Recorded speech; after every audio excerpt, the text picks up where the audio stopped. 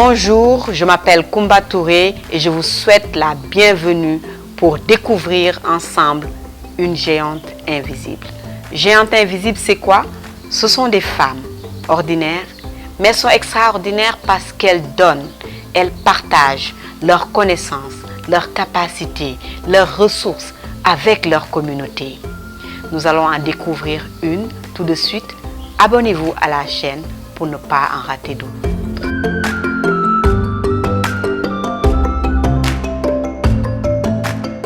Je m'appelle Safia Toundiaye, j'habite présentement à Bambilor.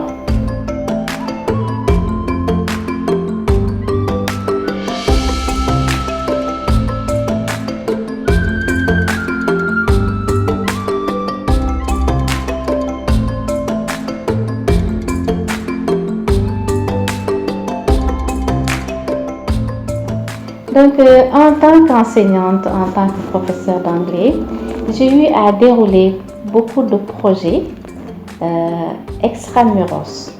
Et l'objectif de ce projet-là, c'était d'essayer de rester en conformité avec les exigences de la loi d'orientation de l'éducation nationale qui demande que l'enseignement crée un lien entre la classe et la société.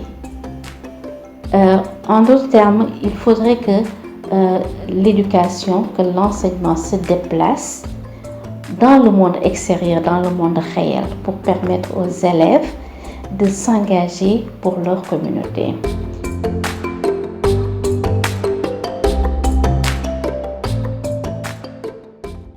Et il nous est arrivé, mes élèves et moi, d'aller aux abords, par exemple, du stade de Léopold Sédar Senghor, pour sensibiliser les vendeurs qui travaillent là-bas et qui contribuent à la pollution de l'environnement. Donc, les sensibiliser sur l'importance de protéger l'environnement.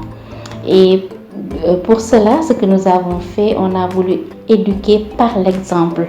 On a déroulé des activités d'investissement humain et on a invité ces vendeurs-là à venir nous joindre et on leur a expliqué que voilà comment on doit traiter l'environnement.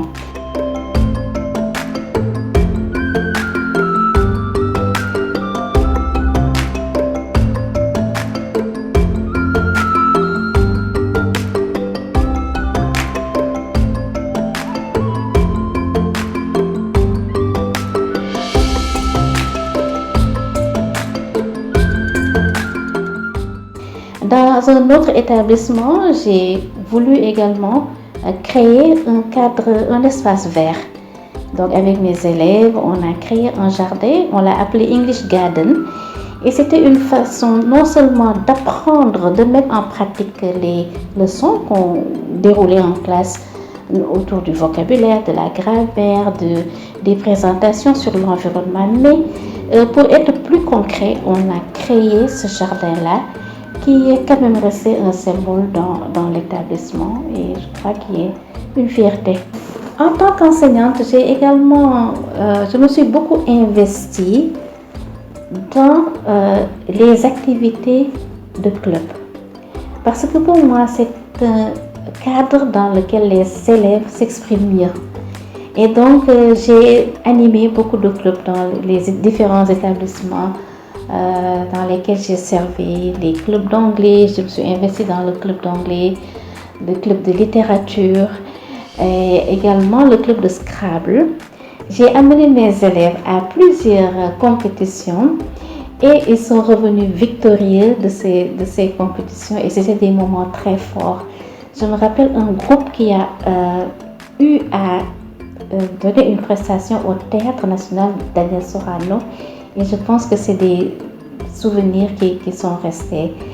J'ai également aussi organisé moi-même des compétitions, des English Language Day pour les élèves, pour les motiver parce que dans l'un des établissements dans lequel je servais, l'expression orale était une sorte de handicap pour les élèves. Ils avaient du mal à s'exprimer.